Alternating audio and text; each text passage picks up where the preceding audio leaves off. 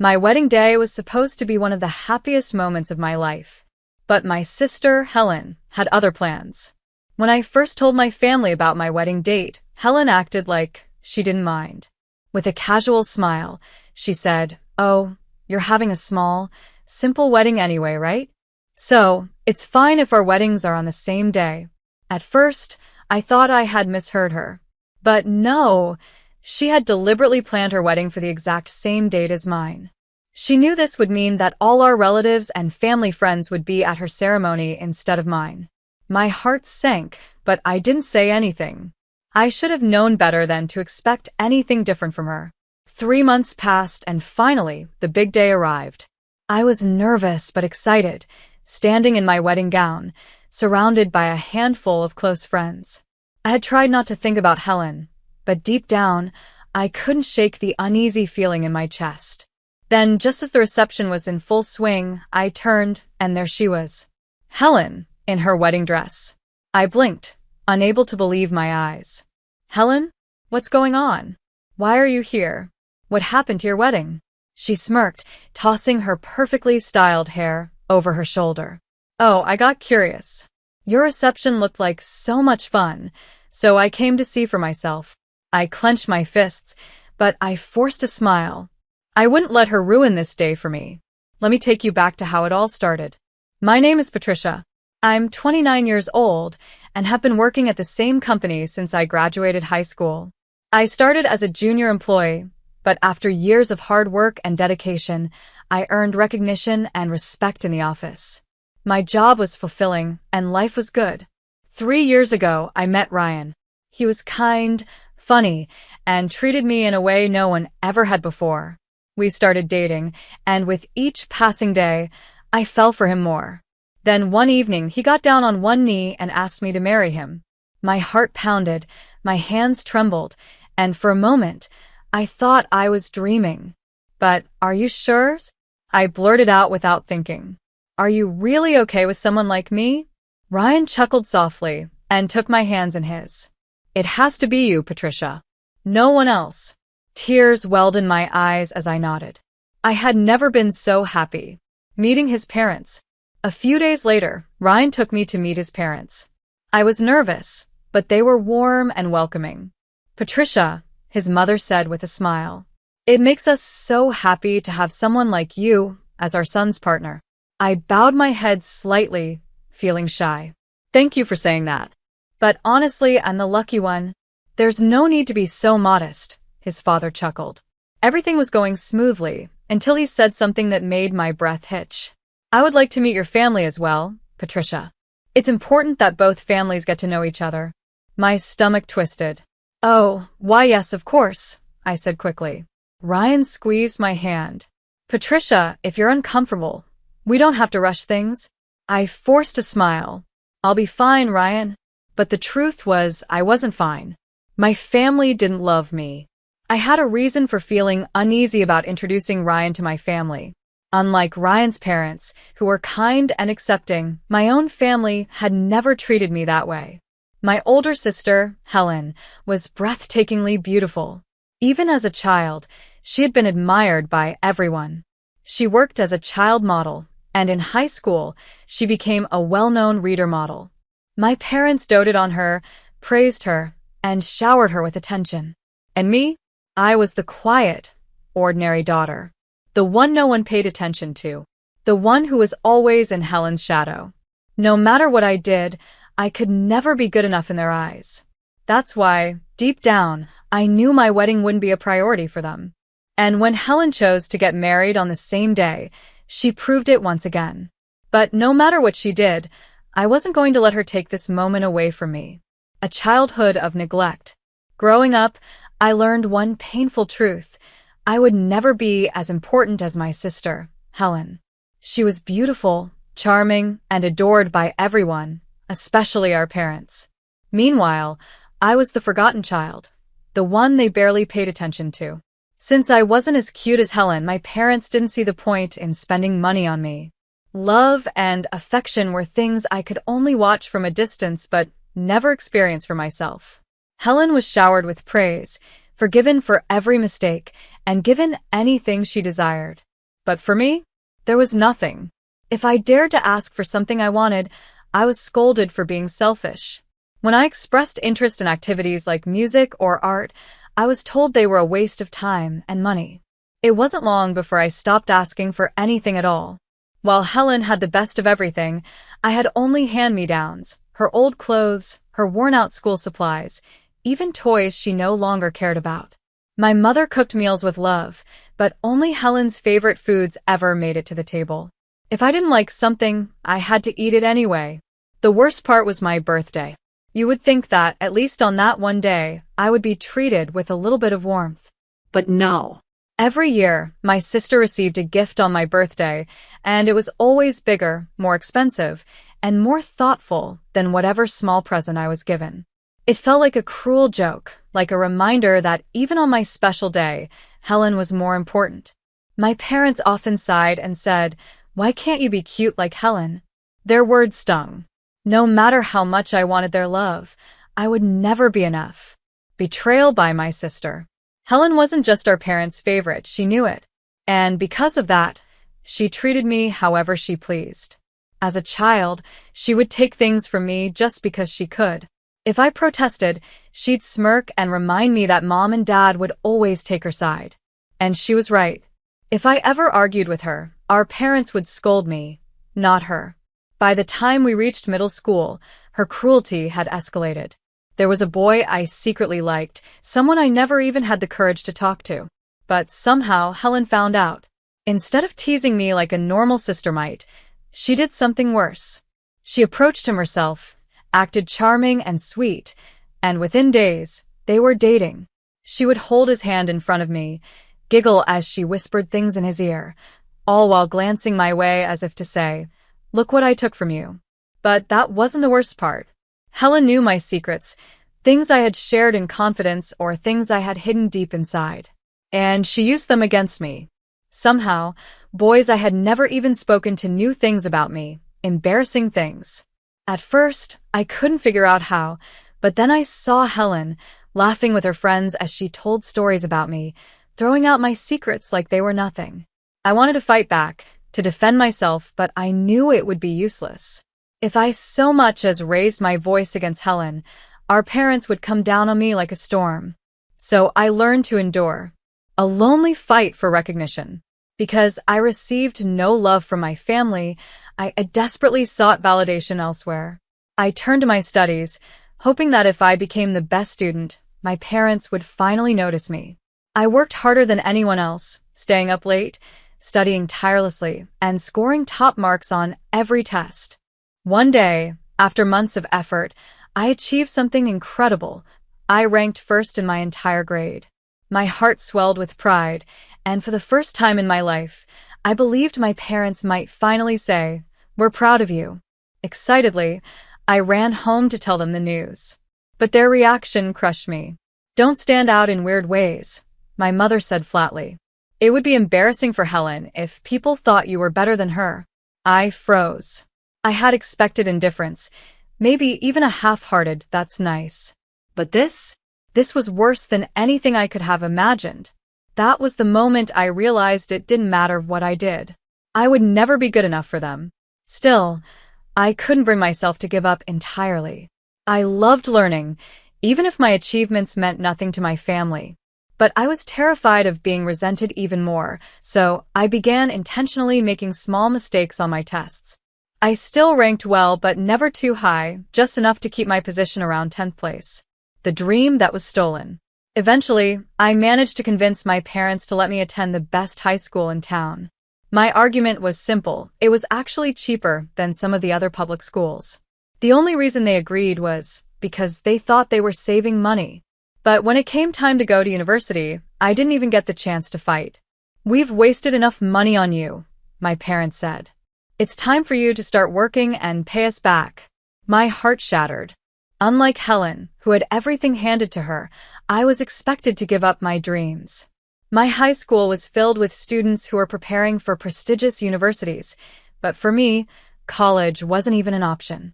When my teacher noticed I wasn't applying anywhere, he asked me why. I hesitated, but eventually I told him the truth. His expression darkened, his voice filled with sadness as he sighed. I wish I could help, but it's a family matter. There's nothing I can do. And just like that, my future slipped through my fingers. I had worked so hard, only to be told it was all for nothing. Cutting ties with my family.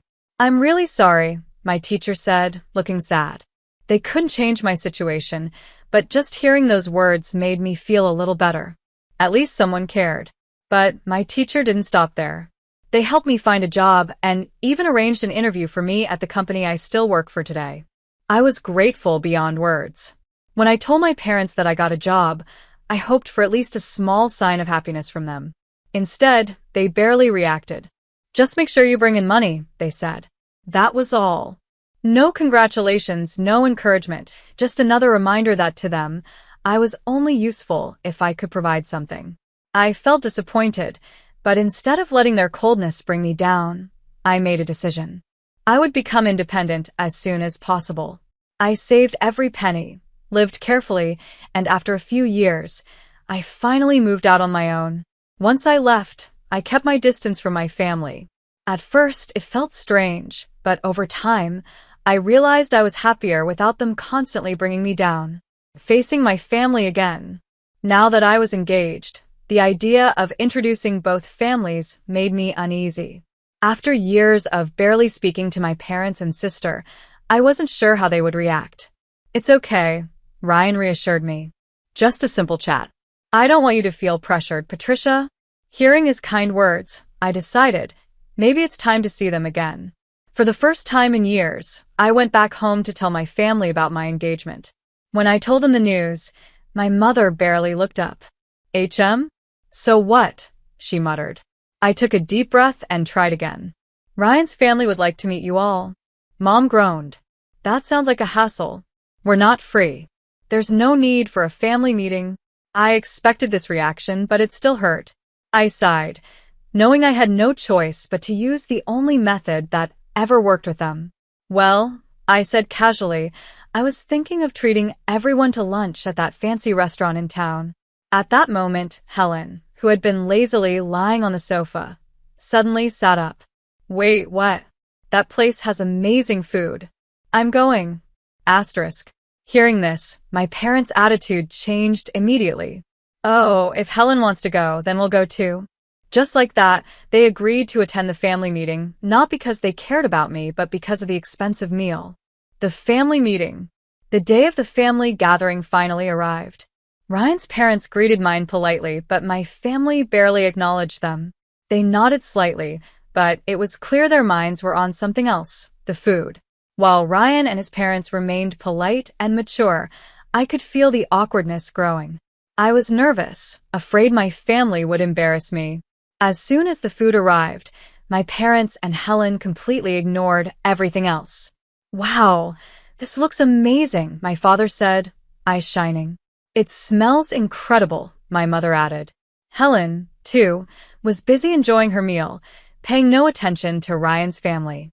They made no effort to start a real conversation.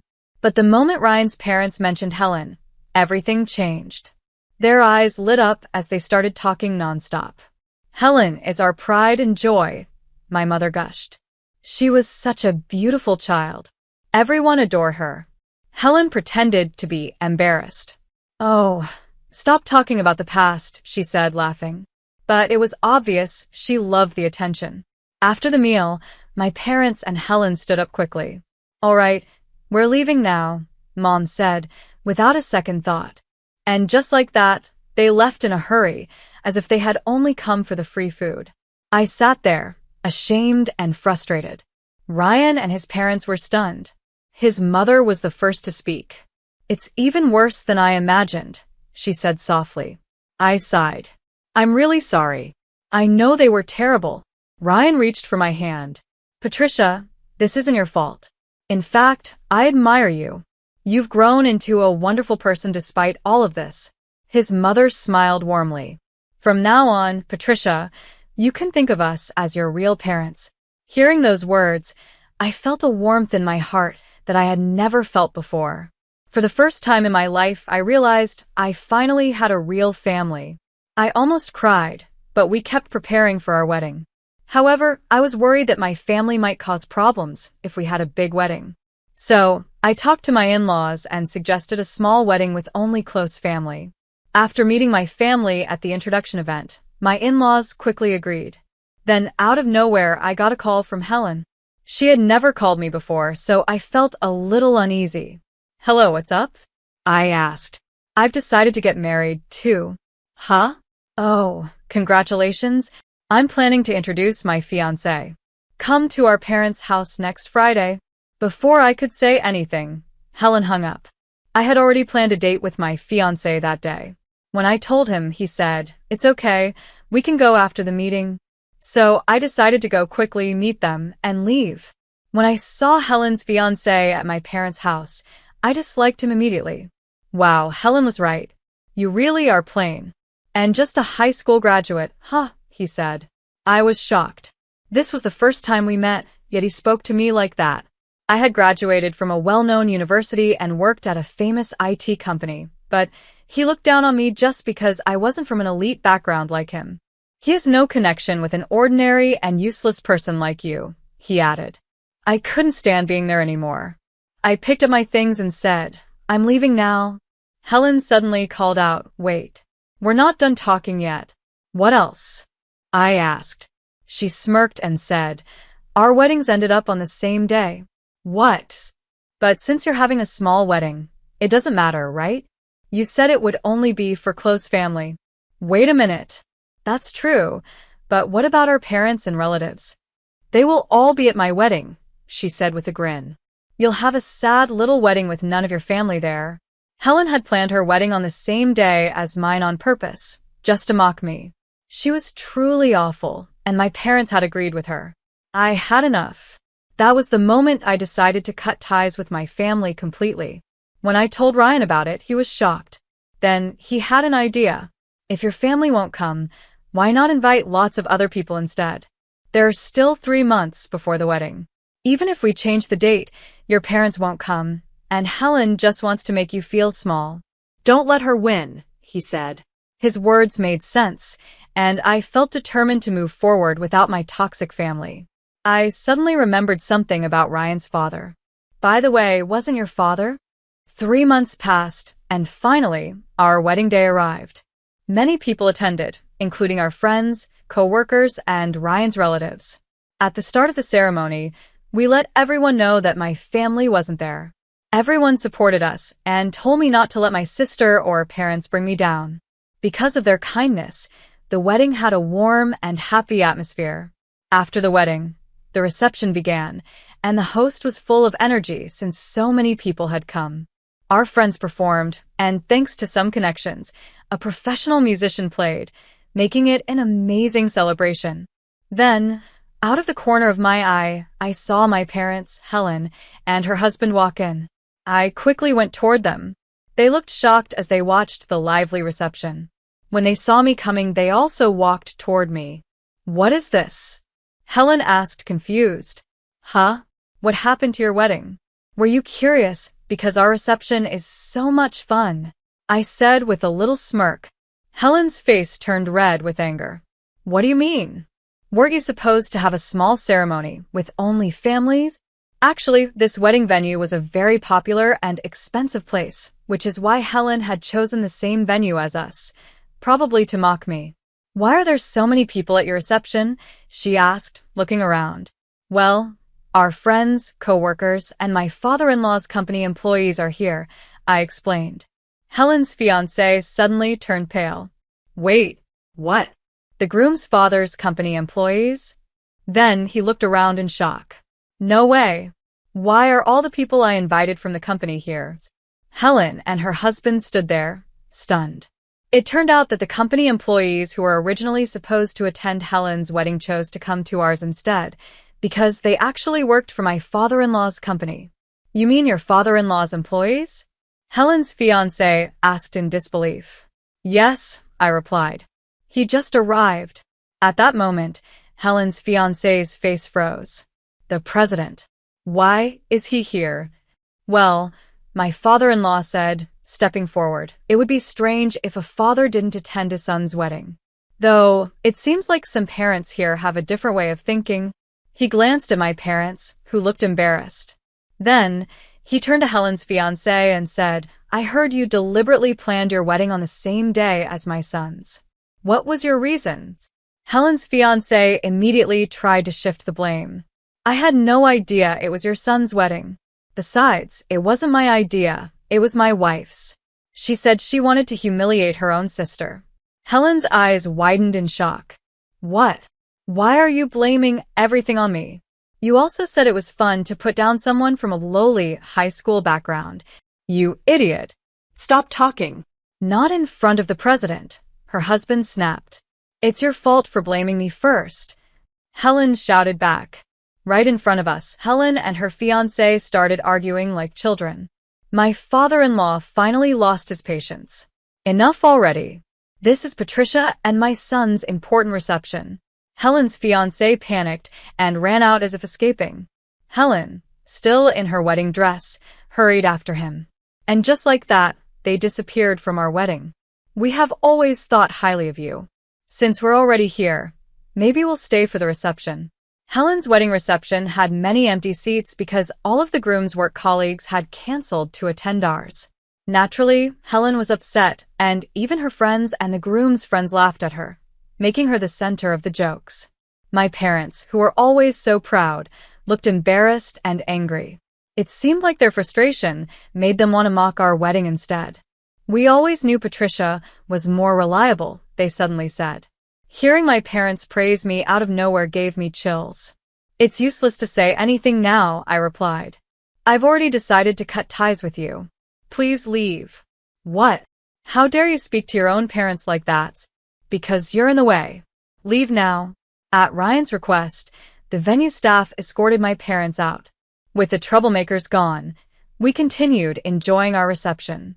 The night was filled with happiness and laughter again. Afterward, Helen and her fiancé broke off their engagement. After being humiliated at their wedding, their relationship fell apart. On top of that, since the groom had angered my father-in-law, who was also his boss, his chances of getting a promotion were completely ruined. Now, they're caught up in a messy argument over who should pay the engagement cancellation fees. As for my parents, after being humiliated themselves, they turned their anger toward Helen. They had always spoiled her, but now they disowned her. I heard they were furious because they had spent around $80,000 on Helen's wedding, only for it to be canceled. Honestly, my parents and Helen are both hopeless. But since I've cut ties with them, their problems are no longer my concern. Right now, I'm enjoying a happy life as a newlywed. After returning from a wonderful honeymoon with my husband, he switched jobs to work at my father-in-law's company. He's working hard to take over the business, and I've become a housewife to support him, managing our home every day. We plan to continue supporting each other and living a happy life together.